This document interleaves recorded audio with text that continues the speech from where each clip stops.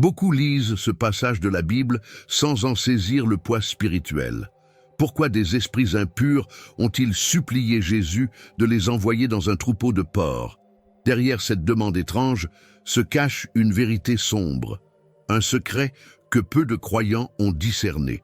Cet épisode n'est pas une simple histoire ancienne, c'est un miroir qui révèle la lutte invisible qui entoure nos vies. Parce que là où les démons cherchent un abri, Dieu révèle une stratégie de libération. Et si cette scène contenait une clé pour comprendre nos propres combats? Peut-être que vous aussi, vous vous êtes déjà senti assiégé, incapable d'expliquer certaines oppressions, certaines habitudes destructrices. Ce récit nous montre que le mal n'agit jamais au hasard. Il cherche toujours un espace pour régner. Mais la lumière de Jésus, même face à des milliers d'esprits, reste souveraine. Ce message ne parle pas seulement d'un troupeau englouti dans la mer. Il parle de vous, de vos luttes cachées, de vos prisons intérieures. Et il annonce une espérance. Si encore aujourd'hui vous respirez, c'est que Dieu n'a pas terminé son œuvre dans votre vie. Il y a un moment, au désert, où le silence de la terre se mélangeait avec le silence du ciel. Jésus, affamé après 40 jours de jeûne, entend la voix du tentateur. Pas un simple murmure, mais un défi direct. Ce face-à-face n'était pas seulement une épreuve personnelle, mais le signal d'un combat éternel entre la lumière et les ténèbres. À travers chaque réponse, Jésus montrait que la parole est une arme plus tranchante que toute tentation. Beaucoup connaissent ce récit comme une histoire lointaine. Pourtant, qui n'a jamais senti cette même voix dans son esprit? Une invitation à céder, à baisser les bras, à choisir la facilité plutôt que l'obéissance. Dans ces instants, l'exemple du Christ devient plus qu'un souvenir. Il devient un modèle à suivre. Matthieu 4 rappelle: « L'homme ne vivra pas de pain seulement, mais de toute parole qui sort de la bouche de Dieu. » Ce n'était pas un combat isolé. Après le désert, Jésus affronta les démons, les maladies et les esprits qui asservissaient des vies entières. Chaque guérison, chaque délivrance était une démonstration claire. Satan pouvait s'agiter, mais il n'était pas le maître. Jésus révélait que même les forces invisibles se pliaient devant son autorité. Et cela, ce n'était que le commencement. Quand il chassait les démons, les foules restaient saisies, non seulement parce qu'un homme était libéré, mais parce qu'elles voyaient le royaume de Dieu se lever face au bastion du mal. Il y avait là une vérité profonde. Le combat spirituel n'est pas une théorie. Il est réel, palpable et touche chaque âme. Ce qui s'est passé à Gérasa n'est qu'une extension de ce premier affrontement dans le désert. On peut se demander pourquoi Jésus a-t-il choisi d'affronter directement Satan au lieu de l'éviter? Parce que là où Adam avait chuté, le nouvel Adam devait vaincre. Le désert est devenu une sorte de tribunal où l'humanité tout entière était représentée, et Jésus a porté le flambeau de notre victoire. Chaque croyant peut s'appuyer sur cette scène pour affronter ses propres luttes intérieures. Aujourd'hui encore, la tentation se présente avec les mêmes masques, le pain, la gloire, le pouvoir. Mais Jésus montre que ce qui nourrit vraiment, ce qui fortifie vraiment, ce n'est pas ce que le monde propose, mais la fidélité à la parole. Ainsi, la confrontation du désert devient un manuel pour les âmes en quête de force. Quand tout semble perdu, la voix de Dieu reste l'encre qui nous empêche de dériver. Et ce face-à-face initial ouvre la voie à quelque chose d'encore plus grand, la rencontre entre Jésus et les forces impures dans un lieu inattendu, un territoire étranger, chargé d'ombre et de sépulture. C'est là que la bataille prend une dimension nouvelle. La scène se déroule sur une terre étrange pour les disciples, Gérasa, un territoire marqué par la présence des nations païennes. On y élève des porcs, animaux considérés comme impurs par la loi de Moïse. Rien qu'en cela, tout respirait l'éloignement spirituel, une ambiance où l'impureté semblait s'étendre comme une brume. Le lieu lui-même parlait, une terre qui avait oublié la voix du Dieu vivant. C'est dans cet espace, chargé d'ombre, que Jésus choisit de poser le pied. Là où les sépultures rappelèrent la mort et le silence, là où les vivants cohabitaient avec la mémoire des morts. Ce détail n'est pas anodin. Les tombeaux étaient considérés comme impurs, et pourtant, C'est là que le Seigneur décide d'apporter la lumière, comme pour dire « là où tout le monde fuit, moi j'entre ».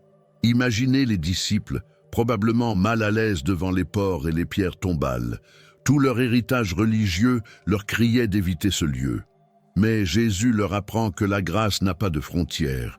Ce qui semble perdu, souillé, abandonné, devient justement le théâtre d'une révélation. N'est-ce pas là une image de nos vies, parfois si encombrées, de ce que nous croyons irrécupérable? Le contraste est saisissant. D'un côté, une région qui vit dans l'économie des porcs, symbole d'impureté. De l'autre, Jésus qui vient apporter une économie de salut. Là où l'homme se satisfait de compromis et de survie, le Christ propose un royaume nouveau. Ce choix géographique n'est donc pas un hasard, mais une déclaration spirituelle. Dans notre quotidien, cela signifie que Dieu n'attend pas que nous soyons dans un lieu pur pour intervenir. Il entre aussi dans nos espaces encombrés, nos maisons marquées par des disputes, nos cœurs alourdis par le passé. Comme à Gérasa, il ne craint pas nos ténèbres, il les traverse pour y faire briller une lampe. Il est frappant de voir que les tombeaux, lieux de désespoir, deviennent le décor d'une délivrance. C'est une promesse cachée. Peu importe où une vie s'est perdue, même dans les recoins les plus impurs, Jésus peut faire jaillir la vie. Quand tout ressemble à une vallée de mort, il marche encore là. Et au milieu de cette terre étrangère, de ces ports et de ces sépultures, une rencontre va éclater, bouleversante. Des démons qui, loin de nier la vérité, vont proclamer à voix haute qui est vraiment Jésus. Vous êtes-vous déjà senti perdu, déconnecté de qui vous êtes vraiment, sans savoir quel est le plan de Dieu pour votre vie? La vérité, c'est que vous n'êtes pas ici par hasard. Dieu a un but pour vous, et je veux vous aider à le découvrir. C'est pourquoi j'ai créé 3 e-books qui transformeront votre parcours avec Dieu. Cliquez sur le lien dans le commentaire épinglé et commencez votre transformation dès maintenant. Lorsque Jésus s'approche de l'homme possédé, quelque chose d'inattendu se produit. Ce ne sont pas les villageois qui le reconnaissent, ni même les disciples qui semblent comprendre toute sa portée, mais les démons. Eux qui vivaient tapis dans l'ombre, savent immédiatement qui est devant eux.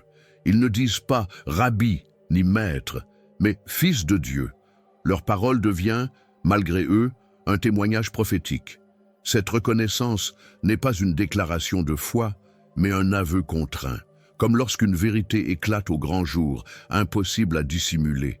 Ils savent qu'il existe un temps fixé pour leur jugement, et pourtant, face à Jésus, ils pressentent que ce temps peut être avancé. Ils tremblent, car ils voient en lui non seulement un guérisseur, mais le juge qui tiendra les clés de leur destinée éternelle. Cela nous rappelle que même dans le monde invisible, personne n'est neutre devant le Christ.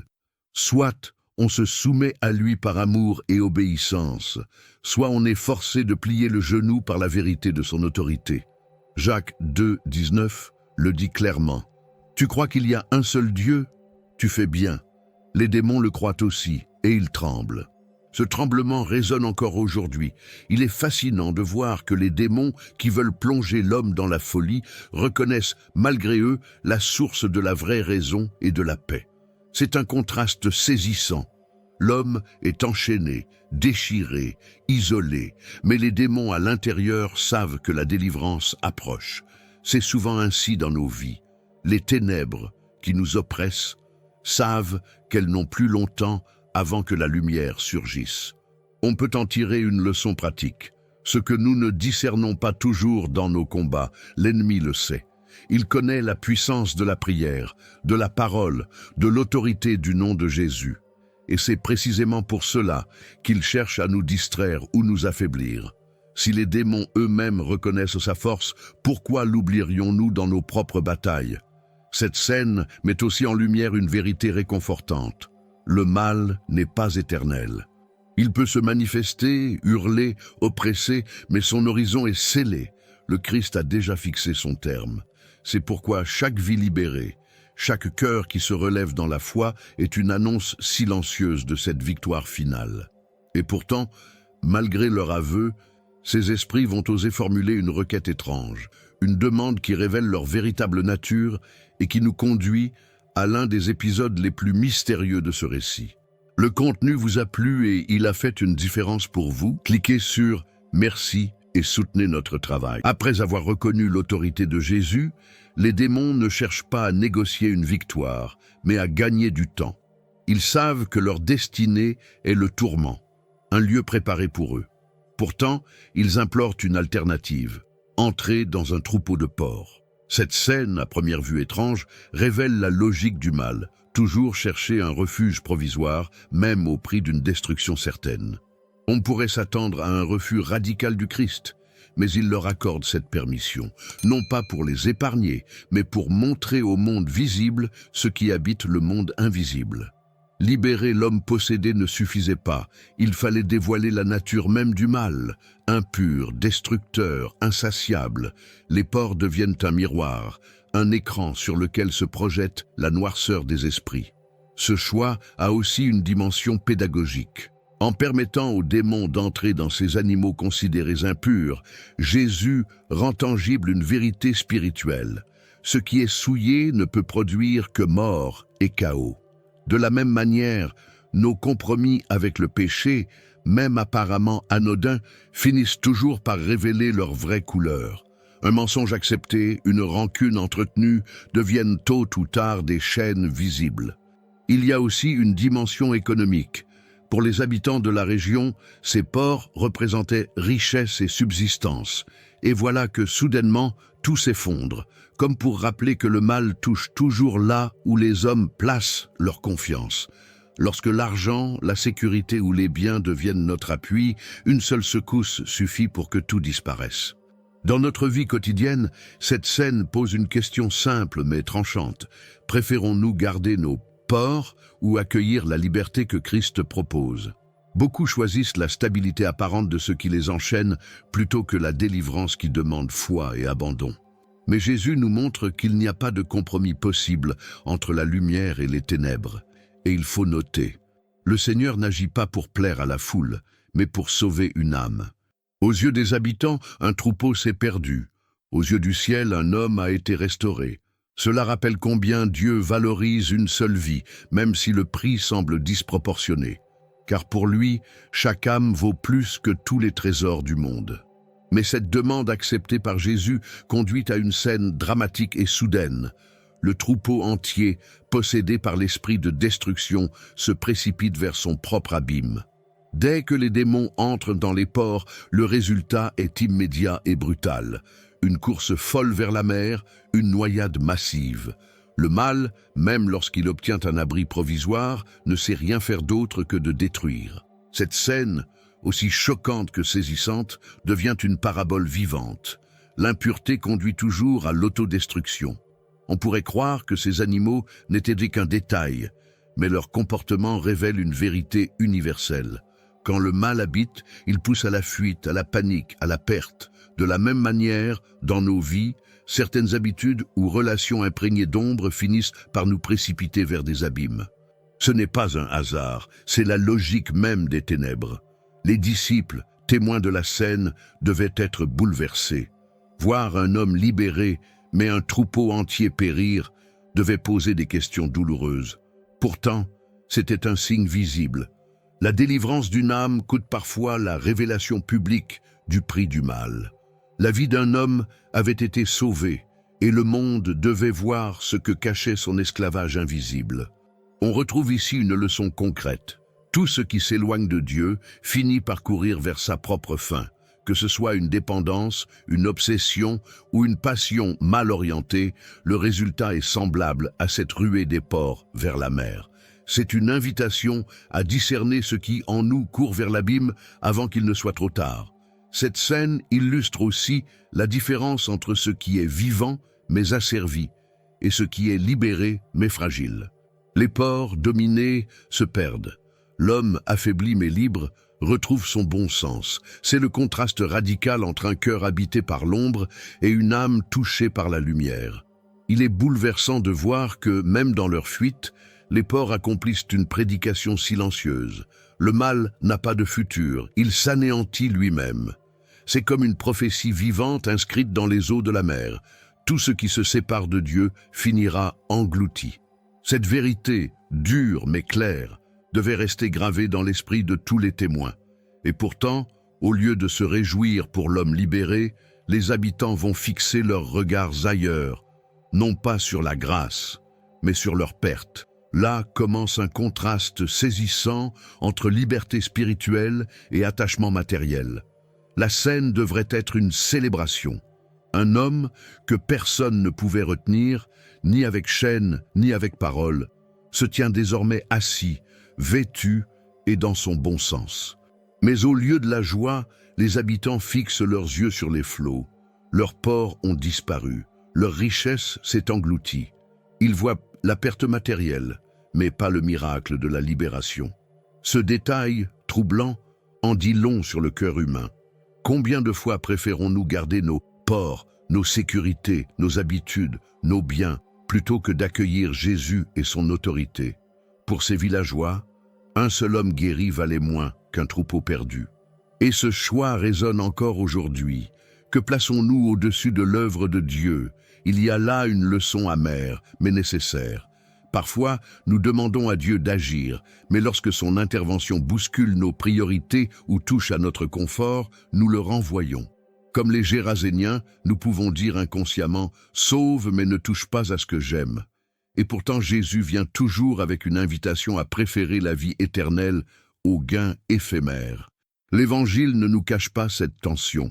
Matthieu 6, 19, 21 rappelle « Ne vous amassez pas des trésors sur la terre, mais amassez-vous des trésors dans le ciel, car là où est ton trésor, là aussi sera ton cœur. » Ces habitants avaient leur trésor dans les ports, et c'est pourquoi leur cœur a refusé le Christ. Nous aussi, notre cœur révèle notre vrai maître. Ce passage parle directement à nos réalités modernes. Pour certains, ce sont des biens matériels. Pour d'autres, une réputation, une carrière, une relation. Tout ce qui prend la première place devient notre troupeau de porcs. Et si Jésus venait aujourd'hui, accepterions-nous qu'il les balaie pour libérer notre âme? Le contraste est encore plus fort quand on regarde l'homme délivré. Lui n'a rien perdu, il a tout gagné, la paix, la dignité, l'avenir. Les autres, eux, ont perdu des animaux, mais ont rejeté le Sauveur. Cette inversion de valeur montre le drame de l'aveuglement spirituel. Quand l'économie domine, le miracle devient secondaire. Et c'est précisément à ce moment, alors que Jésus s'apprête à partir, qu'il confie une mission inattendue au nouvel homme libre. Une mission qui dépasse les frontières et annonce un plan beaucoup plus vaste. Alors que les habitants supplient Jésus de quitter leur région, l'homme délivré supplie, lui, de rester avec le Maître. Mais Jésus ne l'autorise pas. Il lui confie une mission unique. Retourne dans ta maison et raconte tout ce que Dieu a fait pour toi. Ce détail est immense. Pour la première fois, un témoin est envoyé non pas vers Israël, mais vers un territoire païen. Ce choix est révélateur. L'Évangile ne s'arrête pas aux frontières d'un peuple. Il franchit les barrières culturelles et religieuses. Ce que les disciples n'avaient pas encore compris pleinement, Jésus le met en acte. L'homme jadis esclave devient un ambassadeur de la liberté. Et son témoignage, simple mais brûlant, devient une semence plantée dans une terre étrangère. Il y a là une image puissante pour nos vies. Beaucoup croient qu'il faut être théologien ou prédicateur pour témoigner. Mais Jésus choisit un homme qui, quelques heures plus tôt, vivait parmi les tombeaux. Sa seule prédication est son histoire. Voilà ce que Dieu a fait pour moi. Et c'est suffisant pour ouvrir des cœurs. Ce passage annonce aussi ce que Paul développera plus tard. Il n'y a plus ni juif ni grec, car tous vous êtes un en Jésus-Christ. Galates 3, 28. L'homme délivré à Gérasa devient un premier écho de cette promesse. Là où le mur de séparation semblait infranchissable, Christ le renverse. Éphésiens 2, 14 dira « Car il est notre paix, lui qui des deux n'en a fait qu'un ». Dans un monde où les divisions s'installent facilement entre culture, génération, classe sociale, ce message reste d'une actualité brûlante. Dieu ne choisit pas selon nos critères, mais selon la puissance de sa grâce.